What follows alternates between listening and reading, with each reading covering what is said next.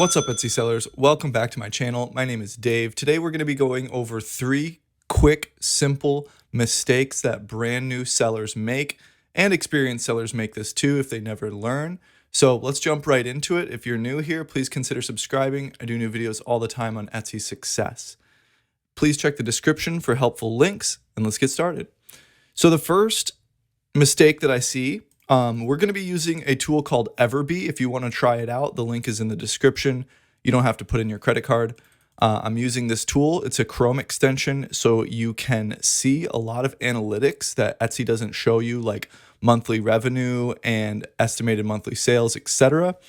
Super helpful for when you're doing product research. Link is in the description. So the first mistake that I see a lot is that sellers aren't putting what is in their title into their tags. So in this one, we can see the tags here on Everbee. You just click analytics, and then this pops up down here.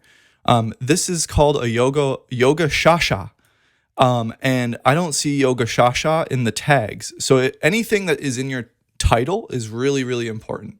So always make sure to put it in your tags. That way the algorithm has as much information as possible to show it to your potential customers. Just having it in one place will do the trick for sure, but you want to have it in your title and your tags. If it's an important keyword, it definitely needs to be mirrored into your tags. So that's mistake number 1, is just not having your important keywords that are in your title also in your tags. So I didn't look at Yoga Shasha on a keyword research tool. We could go over to Marmalade and check it out. However, it's the first thing in their title, so I'm just going to assume that it's important and they want to rank for Shasha. I've never heard of a Yoga Shasha. I'm kind of surprised, but if it's important, then it should definitely be in your tags. And we can see, thanks to Everbee down here, that it's not in their tags. So that's number 1, not putting what's in your title in your tags. Let's move on to the next mistake that I see quite often.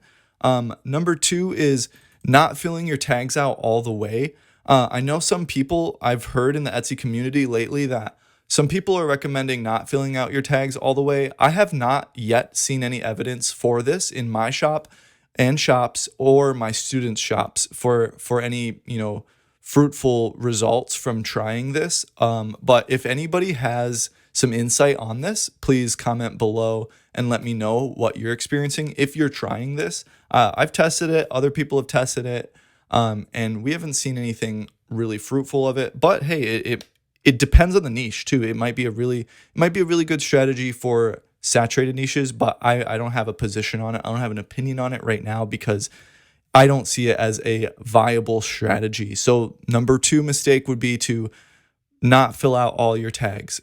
In this one, we can see that a children is just a tag. What children? Children what? Are you selling children? Is that what you're selling? If so, then keep that tag, please. But cute what? The algorithm is asking cute what? That is that I'm just going to encapsulate that as mistake 2.5. Having one word tags. You need to have an adjective and a noun. Otherwise, the algorithm is asking cute what? Cute children? Are you selling cute children on Etsy? Is this Wayfair? I don't know. So the one word tags definitely confuse the algorithm. Not really so much confuse the algorithm, but it makes it seem, it adds your search potential to a huge pool of search results that you may not want to rank for or show up for. So if somebody types in cute hat, you have the word cute in your tag, so you might be thrown in the mix there. The algorithm's smarter than that, but still it kind of pulls you away towards that if you kind of understand that. So that's number 2 and 2.5 mistakes I see new sellers making, new and veteran sellers. This shop has 20,000 sales and they don't have what is in their title and their tags. So that happens a lot, and it's a thing. So mistake number 3 is an aesthetic thing. It's using mannequins. It's using mannequins. Yeah, I said it. Mannequins are creepy, and you can use yourself. You know people. I'm sure you know people. And people can wear that for you, and you can just pop a picture, snap a picture. Anything is better than a mannequin picture. So, I mean, if you have a mannequin around and you're just starting out, that's okay. I understand. Everybody will understand. But in the long run, you want to stay far away from mannequins. Mannequins are creepy. If you disagree with me, you can let me know in the comments below. But mannequins are definitely a little creepy. Even the shot, I'm gonna also go ahead and extend this to when it's just like the chest shot. When sellers will use a mannequin just to hang a necklace in a chest, you can still tell it's a mannequin, and it just doesn't give the right feel. So that's just my opinion, and from what I've seen, I don't see 6-figure and 7-figure Etsy shops using mannequins. So it's safe to deduct that using mannequins is not really the best idea. So that's mistake number 3 I see new Etsy sellers making. And it's just part of your journey. It is okay if you're using mannequins right now, but just try to get away from that. Try to model it yourself. Maybe if you're not confident to model it yourself, well, let me just encourage you and tell you, whoever you are, you can model it yourself. I'm sure you are a great looking person and you can do it. And mistake 3.5, here it is again. It's the same as mistake number 2, is just not filling in your tags all the way. And 1, 2, 3, 4, 5 tags in this one is not going to get you as many search rankings as you want. You're not going to show up in front of as many people as you really want to make sales that will make a difference.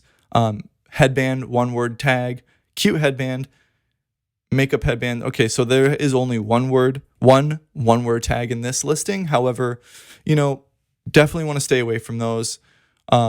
There are some exceptions like headband, but again, what kind of headband is this? Is it a spa headband to keep your hair up away from stuff while you're getting a facial, etc.? Or is it a workout headband that is just there for sweat and playing tennis or playing sports or whatever it may be?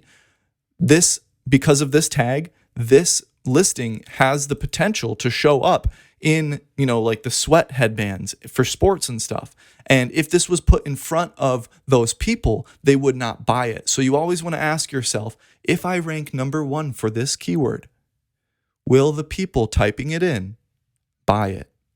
And if the answer is not a resounding yes, then you want to reconsider it. Or in most situations, add an adjective. What kind of headband is it? Spa headband. Cute headband doesn't even really do the trick, because a sports headband could be cute too. So you want to be careful about who you're putting the product in front of. And not a lot of people think of it in a reverse sense of each tag that you use is going to be a set of people, types of people. And are those types of people going to buy the product? Always consider this. And then the title is just really, really short. Sometimes short titles can do good. Don't get me wrong, I do practice short titles occasionally. However, super short titles with only a few tags, and those tags being quite repetitive, I don't see this listing taking off anytime soon.